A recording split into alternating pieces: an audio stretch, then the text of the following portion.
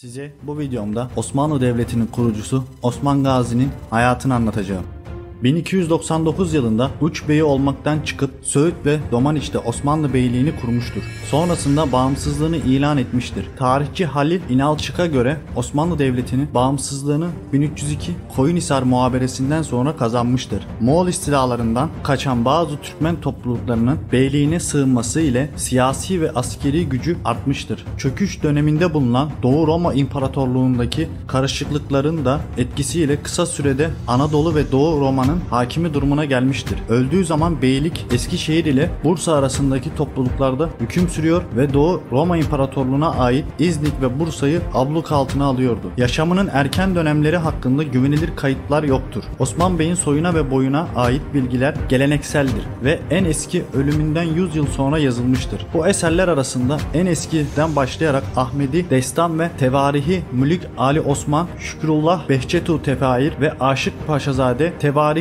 Ali Osman adlı eserler isimlerinde bilinir. Dönemine ait tüm çağdaş eserler büyük ölçüde 1422 ya da hemen sonrasında tarihlendirilen ve artık mevcut olmayan ama özgün bir metinden türemiş oldukları iddia edilmektedir. Bazı tarihçilere göre Osman Gazi'nin yaşam ve savaşları tarihsellikten çok masalsı destansı bir örüntü içinde halk söylentileri, ermiş öyküleri ve mitolojik lejendalara renklendirilmiştir. Babası Ertuğrul Gazi, Batı Anadolu Söğüt Ovası ile Domaniç yaylasında yaşayan Oğuz Türklerinin Bozok boyu kayı kolunda olan büyük kalabalık bir obaya başkanlık etmekteydi. Osman Gazi onun küçük oğluydu. Tarihçi İbni Kemal'in Tevahir Ali Osman'ın adlı eserinde Ertuğrul Bey'in Anadolu'ya Rum'a geldiğinde iki oğlu bulunduğu Söğüt'te göçebe yaşamı sürdürürken 1258'de aslan yapılı ay yüzlü küçük oğlu Osman'ın doğduğunu bildirir. Halk söylentilerine göre babaannesi Haymana'dır. Yine tarihçi İbni Kemal Osman'ın gençliğinde yiğitler arasına girdiğini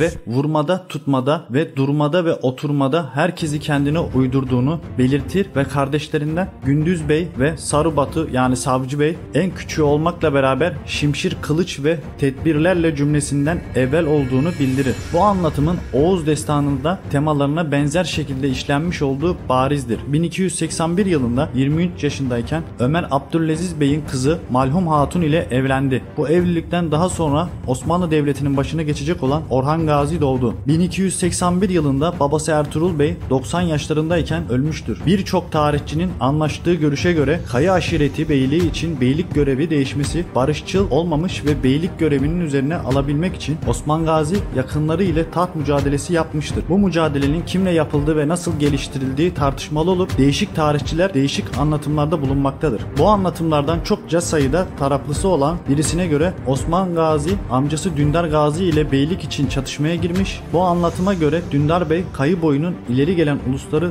tarafından tutulmakta ve aşiretin genç yiğitleri ise Osman Bey'i desteklemekteydi. Bu çatışmanın ne kadar sürdüğü, ne türlü devam ettiği bilinmemektedir. Fakat çatışma sonunda Osman Bey galip gelmiş ve düşmana karşı yapılan akınlara karşı çıktığı bahanesi verilerek yaşlı Dündar Bey'i bir ok atımı ile öldürmüştür. Bundan sonra Osman Bey Oğuz töresine uygun olarak Kayı aşiretine baş ve bey olmuştur. Alternatif bir anlatım olan Hacı Bektaş'ın Velayetname eserinde ise Osman'ın beyliğe geçme anlatımı değişiktir. Kayı boyu aşireti Sultanönü ve civarına yerleştikten sonra önce amcası Aydoğmuş ve sonra babası Ertuğrul Bey beyliklerinden daha sonra da abisi Gündüzal Kayı Bey olmuş. Osman Gazi bu sırada çevresindeki aşiret yiğitleri ile yerel Bizanslı Yarhisar, Bilecik, İnegöl, İznik yörelerine akınlar düzenlemeye başlamıştır. Bizanslı Bursa Tekfuru Konya'da bulunan Selçuklu Sultanı 3. Alaaddin Keykubat elçiler gönderip bu akınlardan şikayet etmiş. Selçuklu Sultanı ise Gündüz Alp'a haber göndererek akınları düzenleyen küçük kardeşi Osman Bey'i yola getirmesini istemiştir. Gündüz Alp Osman Bey'i yakalayarak yiğitleriyle birlikte Konya'ya 3. Alaaddin Keykubat'a göndermiştir. Ancak Selçuklu Sultanı Osman Gazi'yi beğenip el ve onay alması için onu Sultan Karahöyük'te bulunan Hacı Bektaş Veli'ye yollamıştır. Hacı Bektaş Osman'ı büyük bir misafirperverlikle karşılamış ve tekbirle kendi tülbentini onun başına başına dolayıp sanki ona taç giydirmiştir. Osman'ın Konya'ya dönerken Hacı Bektaş da onunla sultana hitap eden, Osman'ı öven bir mektupta göndermiştir. Selçuklu Sultanı bu mektubu okuduktan sonra buna yüce bir mansıp verasuz dediği bildirilir. Osman Gazi merkezi olan Söğüt'e döndükten sonra Selçuklu Sultanı ayrıca altın başlı sancak ve talphane mehter gönderip onu ödüllenmiştir. Bu öykü Vilayetname yanında Yazıcızade'nin Selçukname adlı eserinde de tekrar edilmektedir. Birçok tarihçi bu ödüllendirmeyi Uç Beyliğine istiklal verilmesi olarak da kabul etmiştir. Hacı Bektaş Veliahtname eseri Gündüz Alp ile Osman arasındaki ilişkilerin sonradan ne olduğunu kapsamamaktadır. Birkaç tarihçi Osman Bey ile kardeşi Gündüz Alp'in arasında çatışma olduğu ve bu çatışma sonunda Gündüz Alp'i öldürerek Osman Bey'in Uç Bey'i olduğu kabul etmektedir. Fakat diğer bazı tarihçiler ise Gündüz Alp'in bey olmasına ve Osman Bey ile Gündüz Alp mücadelesinin tümüyle hiç olmamış gibi kenara bırakmaktadır. Yine bazı tarihçiler Gündüz Alp'in Domaniç muhaberesinde şehit olduğunu bildirir. En yüksek ihtimalle budur. Bu tarih karmaşasında bazı tarihçiler ise Osman Bey ile Dündar Bey'in mücadelesinin olmadığını ve mücadele anlatımının Osman Bey Gündüz Alp mücadelesini atıf ettiğini kabul ederler. Ayrıca Domaniç muhaberesinde ölen kişinin Osman Bey'in ortanca abisi Savcı Bey olduğu da kabul eden tarihçiler mevcuttur. Osman Gazi 1280'lerden 1300'e kadar uzayan yaklaşık 20 yıllık Osmanlı Devleti'nin doğu süreci çevresinde toplumsal düzeni çok karışık Bitinya bölgesine, yani günümüzdeki Bursa, Bilecik, İznik yönlerinde sanını korumak ve ufak uç beyliğini güçlendirmek için bir dizi yerel çatışmalar yapmıştır. Bu çatışmalardan gaza yoldaşı olan Samsa Çavuş, Konuralp, Akçakoca, Aykut Alp, Abdurrahman Gazi gibi diğer Alp ve beyler ve bunların idaresindeki akıncı birliklerden destek alıp faydalanmıştır. Osman Gazi'ye dinsel ve moral desteği ise ahiler vermiştir. Özellikle Osman Bey'in Bala Hatun adlı kızıyla evlendiği kayınbabası Eskişehir ahilerinin İtburnu şeyhi olan Şeyh Edebalı devamlı danışmanlık ve destek sağlamıştır. Osman Gazi 1283'te İnegöl Tekfuru Nikola ile yaptığı Ermeni Beli muhaberesinde yenik düşmüş. Bu muhaberede kardeşi Sarubatu yani Savcı Bey'i oğlu Bayhoca şehit düşmüştür. 1284'te Osman Bey 300 kişilik bir güçle İnegöl yakınlarındaki Emirdağ eteklerinde bulunan Kulucahisar bir baskın düzenlemiş ve bu kaleyi eline geçirmiştir. Bu Osmanlıların ilk kale fethidir. 1286'da ise Osman Bey ile Bizans'ta İnegöl Tekfuru ile Karahiçar, Maleçhiya Tekfuru'nun birleşik yerel kuvvetleri arasındaki Ekizce mevkinde Domaniç muhaberesi yapılmıştır. Osman Bey bu muhabereyi de kazanmıştır ama kardeşi Savcı bazı kaynaklara göre Gündüz Alp bu muhaberede şehit olmuştur. Bu galibiyet sonunda Karacahisar Osman Bey'in eline geçmiştir. Bundan sonra Osman Gazi müttefikleri ile birlikte akınlar yapma stratejisini uygulamaya başlamıştır. Mudurnu yakınlarına yerleşik Samsa Çavuş ve kardeşi satılmış ve Harmankaya, Piriminos, Tekfuru, Köse Mihal güçleriyle birlikte Sakarya Nehri Vadisi'nde Sorkun, Taraklı Yenicesi ve Göynük tarafında Gündüz Alp'i öldürür. 1298-1299 yıllarında Osman Gazi'nin yükselişinden rahatsız olan ve tehlikeyi önceden sezen Bilecik Tekfuru, Yarhisar Tekfuru'nun kızı ile evlendireceği oğlunun düğününe Osman Gazi'yi de çağırarak ona posuk kurup öldürmeye amaçlamıştır. Fakat Osman Gazi'nin dostu olan ve Bilecik Tekfuru ile aralarında düşmanlık bulunan Harmankaya Tekfuru bu tuzağı Osman Gazi'ye haber vererek onun tuzağa düşmemesini engellemiş ve oyun içinde oyun diye adlandırılan bir taktikle bu kenti almıştır. Bu oyun içinde oyun taktiğine göre Osman Gazi 40 yiğidini kadın giysiler giydirerek tarihçinin anlatımı ile bir nice gaziler de baş benzerleriyle avrat donuna koyup Bilecik Kalesi'ne sokmuş ve diğer taraftan keçelere bürünerek öküz sürüsü içinde kaleye gelip kapıları da giren yiğitler de bunlara destek sağlayarak Bilecik Kalesi'ni eline geçirmiştir. Bu anlatım Osmanlı tarihçilerin Osman Bey dönemi için anlattıkları masalı mitlerin ikilerinden olmuştur. Aynı dönemde 1298-1999 yıllarında Turgut Alp İnegöl Kalesi'ni kuşatmış ve bu kalenin de Osmanlı beyliğini eline geçirmesini sağlamıştır. Osman Gazi'nin hangi tarihte ileride Osmanlı Devleti olacak Uç Beyliğini kurduğu tarihçiler arasında tartışmalıdır. Kulucahisar ve Karacahisar kalelerinin fetihleri takiben 1299 yılında İnegöl'ün alınması Osmanlı Devleti'nin kuruluşu olarak kabul edilir. Birçok tarihçi 1299 yılında Anadolu Selçuklular Devleti'nin yıkılışı ile Osman Gazi'nin Anadolu'nun diğer Türk beylikleri arasında istiklalini ilan ederek Osmanlı Devleti'ni kurduğunu kabul ederler. Diğer tarihçiler 1299'da Anadolu Selçuklu Sultanı 2. Gıyasettin Mesud'in Osman Gazi'ye talp ve bayrak göndermiş olduğunu ve bu talp ve bayrak ödülleriyle Uç Beyliğine sembolik olarak istiklal verdiğini iddia ederler. Bir ipekçilik ve demircilik merkezi olan Bilecik Kalesi'nin eline geçmesi ile Osman Gazi'nin 70 yıllık hayatını hayatının 3. evresine girmiş olduğu tarihçilerce kabul edilir. Bu hayatının bu evresinde de savaşlar önemli roller oynar. Bu evrede ilk başarılı Köprühisar'ın beylik güçleri eline geçirilmesiyle başarmıştır. Bu dönemde hedef önemli bir Bizans şehri olan ve 3. Haçlı Seferi'nde Latin Haçlılarının ele geçirdikleri Konstantinopolis'e karşı Doğu Roma Bizans İmparatorluğu direniş merkezi olan ve 1261'de tekrar Konstantinopolis'i eline geçirip imparatorluk kuran ve o zamanlar hala imparatorluk tahtında bulunan Palagos hanedanının merkezi sayılan İznik'le İznik Gölü'nün doğusunda bulunan İznik şehrine karşı olmak üzere gölünün batı kısmında 1301'de Türkmen nüfusu yeni şehir kurmuştur. Osman Bey yeni şehri beylik merkezi yapmıştır. Tarihçi Mehmet Nesli'nin 1500'lerde kalem aldığı tarihe göre aynı yıl Osman Bey adını ilk hutbe Şeyh Edebali'nin müritlerinden olan Karamanlı Dursun Fakih tarafından Karacahisar'da bir kiliseden çevrilmiş olan cami de verilmiştir. Osman Bey fethettiği yerleri Oğuz töresine uyarak yakın akraba ve silah arkadaşlarına dirilik olarak vermiştir. Böylece Eskişehir kardeşi Gündüz Bey'e, Karacahisar'ı oğlu Orhan Bey'e, Yarhisar'ı Hasan Alp'e ve İnegöl'ü Turgut Alp'e vermiştir. Osman Gazi'nin ve Alplar komutalarındaki uç beylik Akıncı orduları 1299'a kadar yerel Bizans silahlı milis güçleriyle çatışmışlardı. Bizans İmparatoru 2. Andronikos'un imparatorluk döneminin çok kuşkulu bir sırasında Türkmen beyliklerinin imparatorluğuna olan tehdidini anlamıştı. O yıl ortak imparator olan Mihail komutasında bulunan bir merkezi Bizans ordusu günümüz Germencik kasabası yakında bulunan Menderes Megnasiyi mevkinde bir Türkmen ordusuna yenilip Bizans komutanını esir olmaktan korkup komutasını bırakıp kaçmak zorunda kalmış ve kurtulmuştur. Bundan birkaç hafta sonra 17 Temmuz 1302'de Bizans Bursa valisi Orhaneli Atranos Kite Kestel tekfurlarının yerel Bizans kuvvetleriyle Konstantinopolis'te gemiler gönderilen ve Yalako sahile çıkan çoğu alan kavminde paralı askerlerden oluşan bir karışık düzenli merkezi Bizans Birliği Osman Bey'in eline geçirdiği İznik şehrini geri almak hedefiyle günümüzde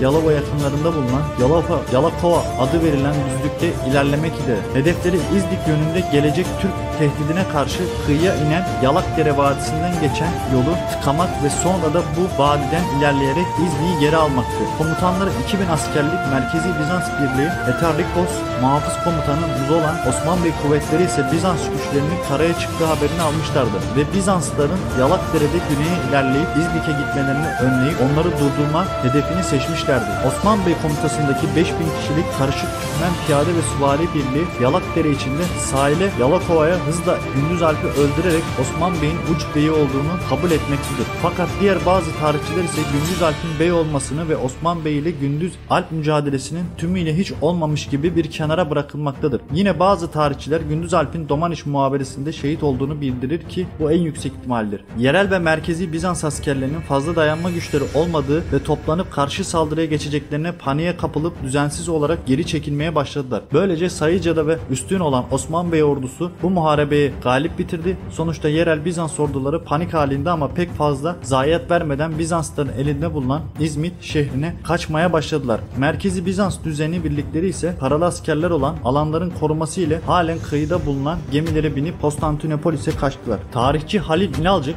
2009'da verdiği bir konuşmada Osmanlı Beyliği'nin devlet niteliğini 1302 yılında Yalova yakınlarında merkezi Bizans ordu güçleriyle yapılan Bafeus muhaberesindeki Osman Bey'in galibiyetinden sonra kazandığı iddia etmektedir. Bu muhaberenin yapıldığı mevki günümüzdeki Yalova iline bağlı Hersek köyü topraklarındadır. Bu muharebeye günün Bizanslı tarihçisi olan Yorgi Paçmeres yazdığı kronolojik tarihte Yalakdere içindeki Bizans karakolu olan Bafeus Çoban Kale atıfla Bafeus muhaberesi adını vermektedir. Bazı Türk tarihçileri de bu muhabereye Yalakderesi vadisinde bulunan küçük Bizans karakol merkezi olan Bafeus Türk ismi olarak Çoban Kale muhaberesi adını verirler. Fakat diğer bazı tarihçiler özellikle 19. başlarında Osmanlı tarihi yazanlar başta Joseph von Hammerpurkstal ve Ahmet Refik Altınay olmak üzere isim karışıklığı içindedirler ve bu muhabereye Koyunhisar muhaberesi adını vermektedirler. Bu muhaberede Osmanlı tarafında Osman Bey'in yeğeni olan Aydoğdu şehit olduğu belirtilmektedir. Bafeus Savaşı düzenli merkezi Bizans ordusu ile Osmanlı Uç Beyliği ordusu arasında yapılan ilk savaştır. Bu muhabereden sonra Marmara Denizi'nin güney kıyılarına Osman Bey'in ordularının Osmanlılarının hücumuna açık kaldı. O yıl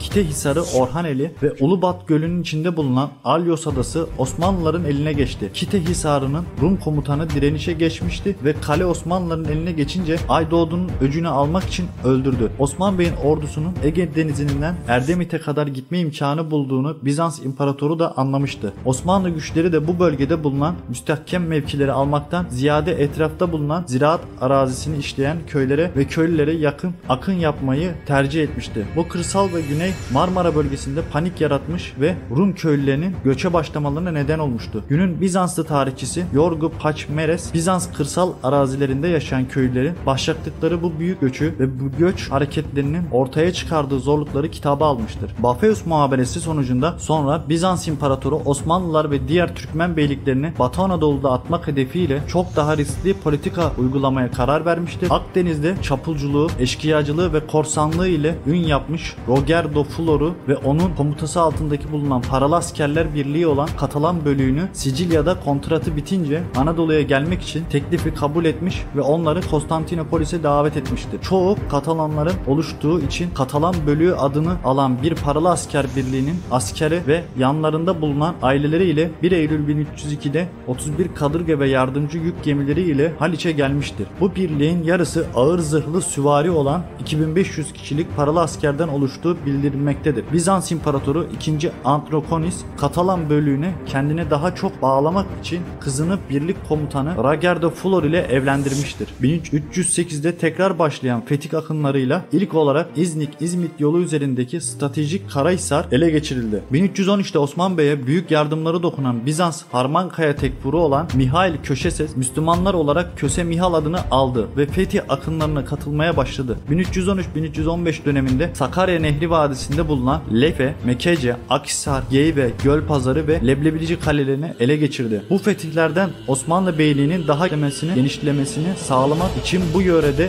en büyük Bizans şehri olan Bursa ele geçirilmesi gerekmekteydi. Osman Bey döneminde emrinde bulunan askeri güçler bu şehrin büyük kalesini ele geçirmek yeteneğinde değildiler. Bu nedenle Osman Bey Bursa'yı ablukaya almayı tercih etti. Zaten Bursa uzaktan uç yanında Osmanlı kaleleri ile çevrili hale gelmişti. Osman Bey bu şehrin daha yakın ablukaya alınması için 2 küçük havale hisarı yaptırdı ve bu hisarların komutanlığını yeğeni Aktimur ile kölesi olan Balancık'a verdi. Osman Gazi son yıllarında yaşının ilerlemesi ve damla illeti yani gut hastalığı yüzünden tarihçilerin bildiklerine göre beylik idaresini oğlu Orhan Bey'e bırakmıştı. Ancak Osman Bey'in ne zaman ölüp Orhan Bey'in ne zaman beylik idaresini tümüyle eline aldığı tartışmalıdır. 1320'den sonraki olayların tarihçilerce anlatımlarına Osman Bey'in ismi geçmemektedir. 15. yüzyıl Osmanlı tarihçilerinden Ruhi Çelebi 1481 tarihine kadar getirdiği Tevarih Ali Osmanlı adlı tarih eserinde Osman Bey'in 1320'de öldüğünü bildirmektedir. 2. Mehmet ve 2. Beyazıt döneminde yaşayıp 1502'ye kadar olanları inceleyen Oruç Bey'in Tevarih Ali Osman adlı tarih eserinde ise Osman Bey'in ölüm tarihi 1327 olarak verilmektedir. Diğer tarihçiler Osman Bey'in ölümünü bu 2-3 tarih arasında vermektedir. Modern tarihçi Necdet Sakaloğlu 1320'den sonraki olaylardan Osman Bey'in adı geçmezken oğlu Orhan'ın 1324'te bey olduğunu kanıtlayan belgelerden söz ediyor deyip Osman Bey'in ölümünün 1324'te olduğunu ileri sürmektedir. Osman Bey'in ölüm yerinin nerede olduğu tartışmalıdır. Büyük olasılıkla Söğüt'te ölmüş, bazı tarihçiler Bursa ölümünden önce Osmanlı Devleti'ne geçtiğini kabul ederek Bursa'da öldüğünü iddia ederler. Ancak Bursa'nın Orhan Gazi tarafından kendi beyliği döneminde başında fethedildiği üzerine Osmanlı tarihçilerin çoğu hemfikirdir. Osman Gazi'nin önce Söğüt babası Ertuğrul'un türbesine gömüldüğü ve Bursa'dan fethinden sonra buradan alınıp Bursa Kalesi'ne Osmaniye Meydanı'nda bulunan Gümüşlü Kümbet'e gömüldüğü kabul edilmektedir. Osman Gazi'nin babası Ertuğrul Gazi'den yaklaşık 4800 km² olarak devraldığı Osmanlı İmparatorluğu'nu oğlu Orhan Gazi'ye 16.000 km² olarak devrettiği hesaplanmıştır. Osman Gazi'nin türbesi şu an Bursa ilimizin Tophane ilçesinin semtinde bulunmaktadır. İlk bakır Osmanlı parası Akçe adıyla 1324'te Osman Gazi tarafından bastırılmıştır. Malhun Hatun Durkeşi, Osmanlı Devleti'nin kurucusu Osman Bey'in eşi ve ikinci padişahı Orhan Gazi'nin annesidir. Şeyh Edebali'nin kızı Rabia Bala Hatun ile karıştırılan Mal Hatun, babası Anadolu Selçuklu Veziri Ömer Abdülaziz Bey'dir. Vakfiyesinde adı Malhun Binti Ömer Bey olarak gösterilmiştir. Kendi adına yapılmış daha çok ev ortamına benzeyen türbesi bulunur. Osmanlı padişahlarının